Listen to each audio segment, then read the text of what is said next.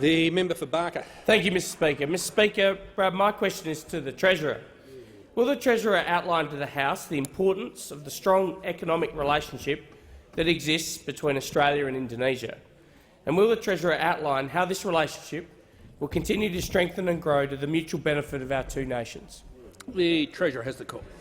Thank you, Mr Speaker, and I thank the member for Barker for his question, a very strong advocate on behalf of the businesses across his electorate, many who are engaged in the export sector, and he understands that more trade equals more jobs, Mr Speaker. Now, today we had a historic address from the Indonesian President in this place. Indonesia is the world's largest Muslim nation. It's our second nearest neighbour, and it's the world's third largest democracy. And with a $1 trillion economy, it will, by some estimates, become the fourth largest economy in the world by 2045.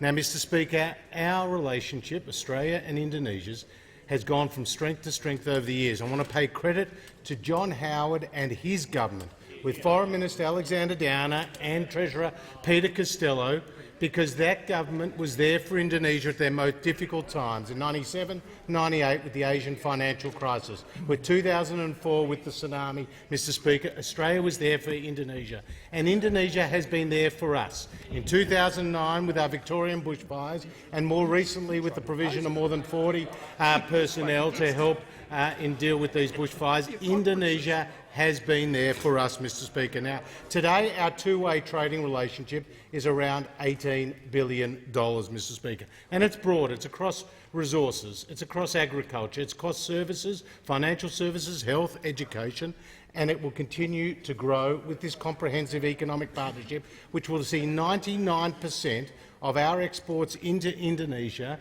get preferential access by this year, Mr Speaker. That's a very significant development. And this is not only good news for the more than 2,500 Australian businesses that export to Indonesia, but also the 350 Australian businesses that already have a presence in Indonesia. And they are household names, names like Blackmores and Cochlear and Orica and Telstra and Woodside and other major Australian companies that employ thousands of Australians. And as the Prime Minister has said, Mr Speaker, when we came to government, we had free trade agreements covering around 26% of our two-way trading relationship. That is now up above 70%, Mr Speaker, and it will continue to grow, because on this side of the House we understand that more trade equals more jobs, and nowhere is that clearer than in Australia's historic relationship with Indonesia.